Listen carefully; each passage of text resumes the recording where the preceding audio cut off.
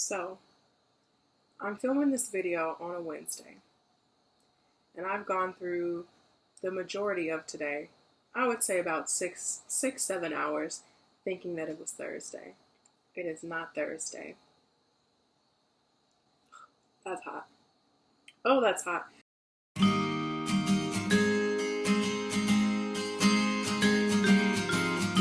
Welcome to That Cozy Book Nook, everyone. My name is Tori, and today I'm going to be sharing with you some of the books that I've accumulated over the last few weeks. It's not a lot. This is like good for me. It's been a good month. I have 6 books here to share with you all, and most of these, 2 of these came from the book depository, and then the rest of them all came from Half Price Books because that's basically my second home. I live in Half Price Books. I love it so much. So I'm just going to call this a very fall book haul. The first book that I have here is The Girl Who Circumnavigated Fairyland in a Ship of Her Own Making by Catherine M. Valente. And this just sounds like a magical read. It follows this 12-year-old girl named September, and one day September is approached by a leopard and a green wind, and they're like, "Hey September, do you want to come to Fairyland?" And she's 12, so she's not going to say no, so she goes to Fairyland. Come to find out, Fairyland is in a lot of turmoil, and why am I smiling? That's not funny. And soon enough, September meets this young boy named Saturday, and together the fate of Fairyland rests in these young hands. So this should be an interesting read. This has been called enchanting, reminiscent of The Wizard of Oz. So I am excited to read this. Neil Gaiman, favorite writer, calls this book a glorious balancing act between modernism and the Victorian fairy tale done with heart and wisdom. You can't argue with that. The next book that I have to share, Okay. I'm just going to tell you what it is because I have a book over here that's supposedly similar. That book is The Bellwether Revivals by Benjamin Wood, and this is a debut novel. And The Secret History by Donna Tartt is hands down one of my favorite novels of all time. We could be talking about the weather, and I will just randomly bring this book up. I mean, I talk about it all the time. It's incredible. I read it 2 years ago in 2014, and since then, I've been going through a slight withdrawal and trying to find books that were similar. I've come up with nothing until now. I've read so many reviews that say if you love The Secret History, then you will love this. And so my expectations are up here.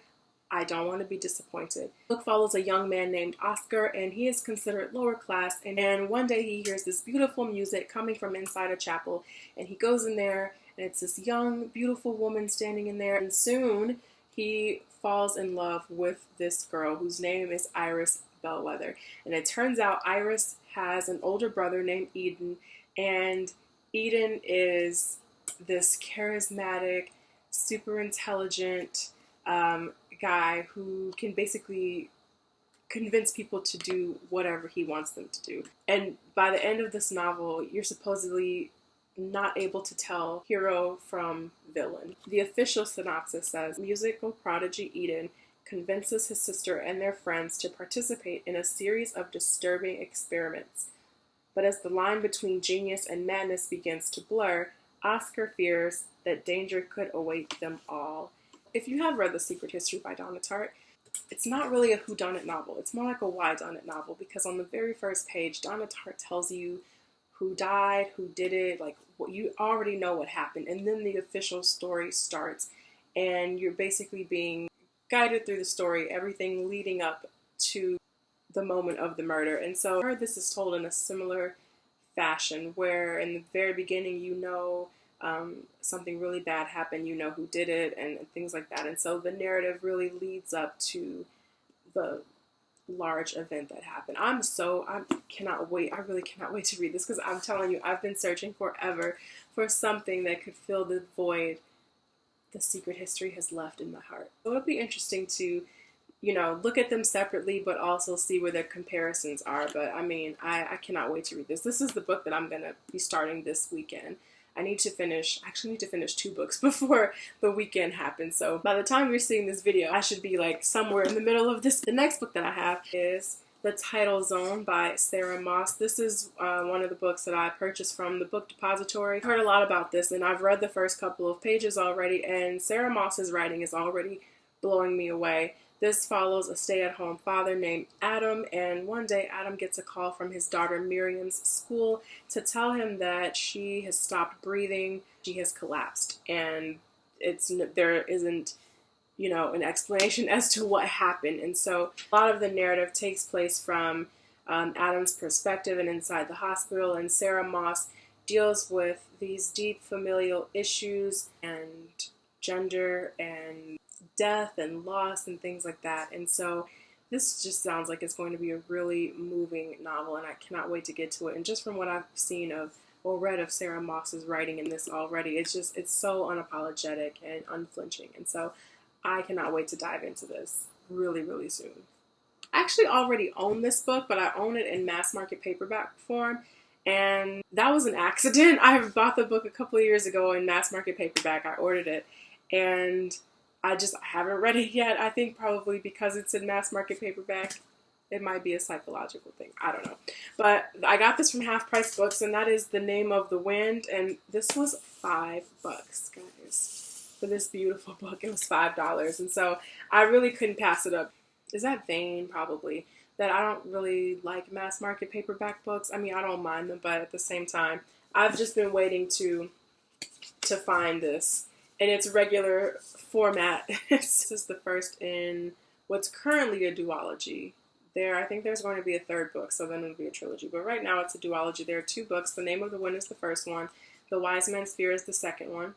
And the synopsis on the back of the book is really small, but it follows this young man named Quoth. I'm going to put his name on the bottom of the screen, and you can tell me how wrong I'm pronouncing that.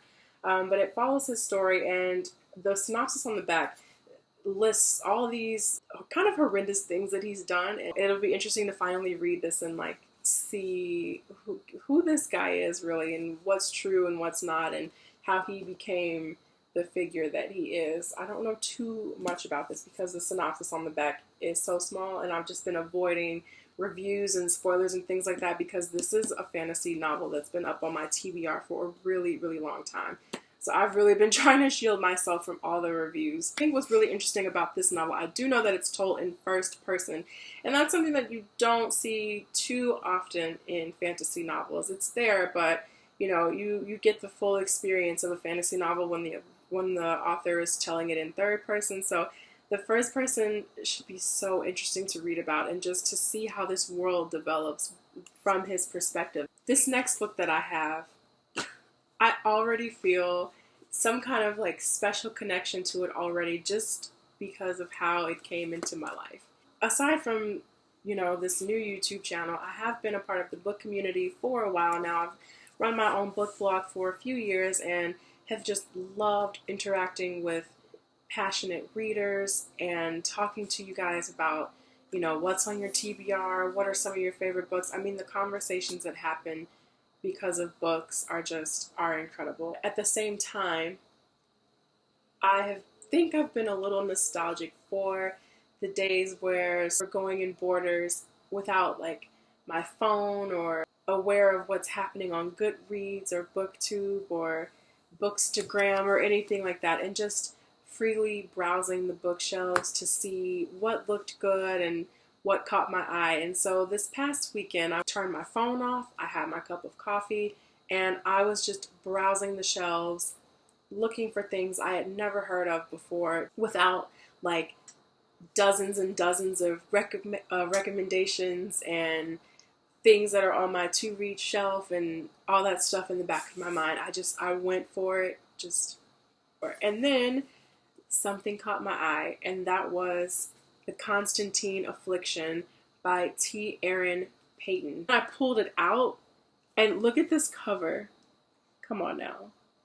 Come on. That cover is incredible. This is a science fiction book, and even though I really love science fiction and have read my share of science fiction, I'm not too familiar with the subgenre that is steampunk. And I think this could be classified as steampunk. It takes place in mid-19th century, so about 1864 in England.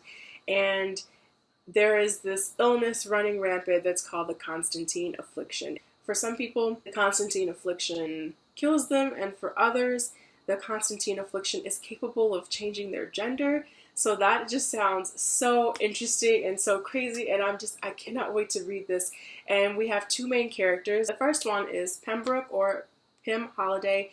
Pym is super intrigued by criminology and has a keen eye for observation and wants to help the police in the city the best way he can. And then on the other hand, we have Ellie Schuyler, who is trying to hide her gender. She goes by the name E. Schuyler, or E. Sky, and she does this because she's a journalist and she wants to just kind of fly under the radar without having everyone know that she is a woman.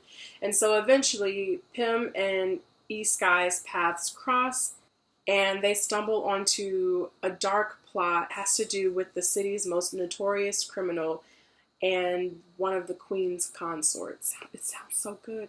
And I really would never have found this if I weren't just freeballing it in half-price books. But this is what came of me turning off my phone and not really thinking about recommendations or anything like that, just seeing what caught my eye. And the last book that I have to share with you is The Muse by Jessie Burton. And this is Jessie Burton's second novel. Her first was The Miniaturist. I have not read that either. But I will be getting around to that soon. But this one, oh man. First of all, the cover is gorgeous. Let's just take a second of appreciation, please. The cover is gorgeous. There are two narratives happening here. The first takes place in England in 1967. And it follows this woman named Odile Bastian, and she has just taken a position at a prestigious art gallery.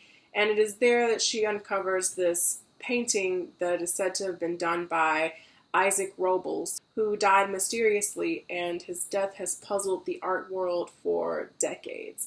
And then the narrative flashes back to Spain in 1936, where we have this young girl named Olive Schloss, and she moves to the southern coast of Spain with her parents to this small village, and it is in this village that she meets this girl named Teresa and Teresa's brother, Isaac Robles. And from there, the narrative bounds back and forth until these stories start intertwining.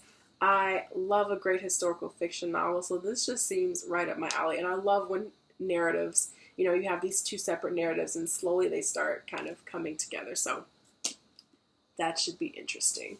So yeah, that is it. And thank you all so much for watching this video. Let me know down in the comments section some recent books that you've purchased. I want to hear about it. So if you like this video, go ahead and give it a thumbs up. And if you liked this content, go ahead and hit that subscribe button. And I will see you guys next time. But until then, stay cozy.